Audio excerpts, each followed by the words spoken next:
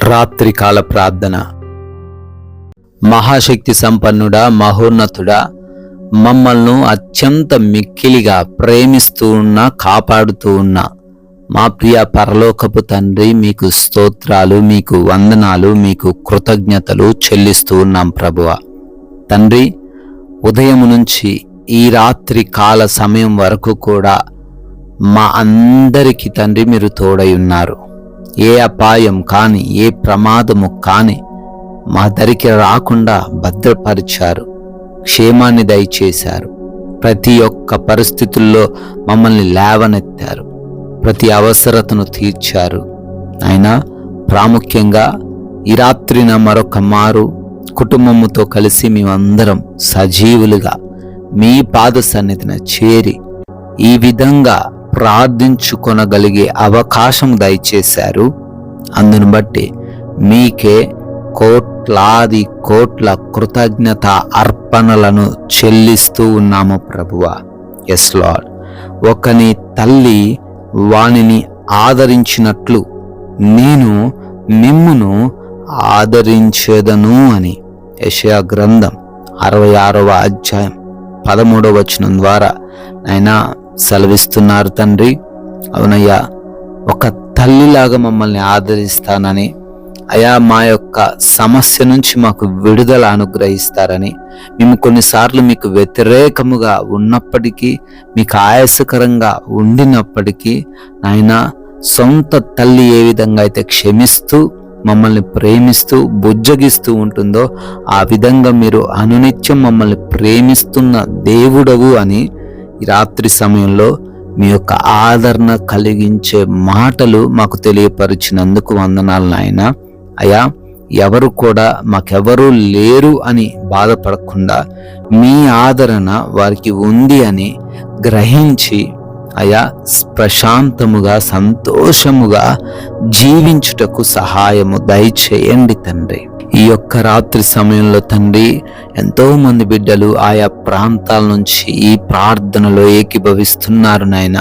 మేమందరము కూడా సంఘంగా చేరి ప్రార్థిస్తూ ఉండగా ప్రతి బిడ్డ కొరకు కూడా పేరు పేరున అడుగుతూ ప్రార్థిస్తూ ఉండగా ఆయన వారి జీవితాల్లో మీ కార్యాలను నూతన పరుస్తూ రమ్మని అడుగుతున్నాం ప్రభువా.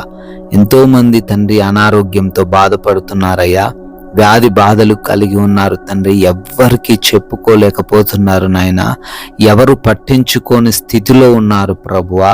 అయా, మీ వైపే చూస్తూ ఉండగా వారిని ముట్టండి తండ్రి, వారిని తాకండి తండ్రి, వారికి మంచి ఆరోగ్యము దయచేయండి ప్రభువా.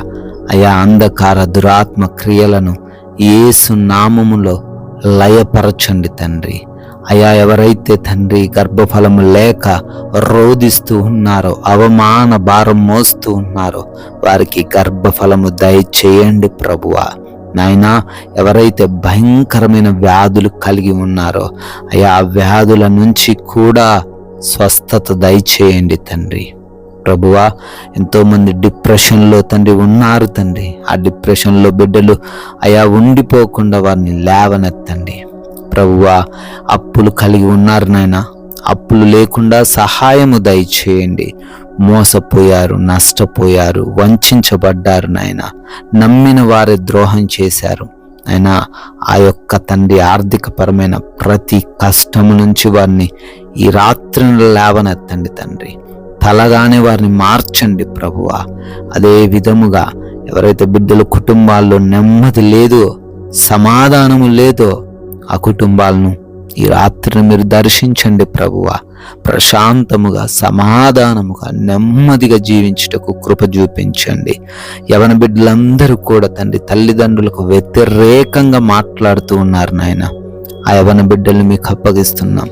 తల్లిదండ్రులకు లోబడే కృప చూపించండి నాయన.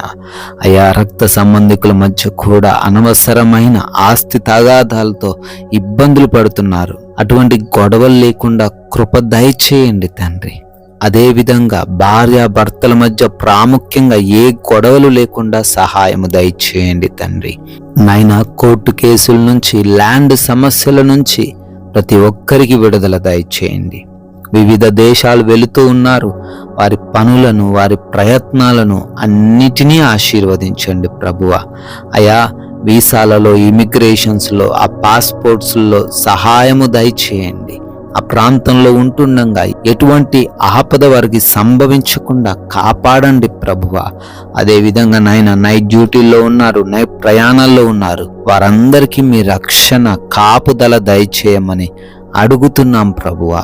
నాయన, మా భారతదేశాన్ని, ప్రజలను, అధికారులను, సైనికులను, వారి కుటుంబాలను మీరు దీవించమని, వారందరినీ ఆశీర్వదించమని అడుగుతున్నాం ప్రభువా.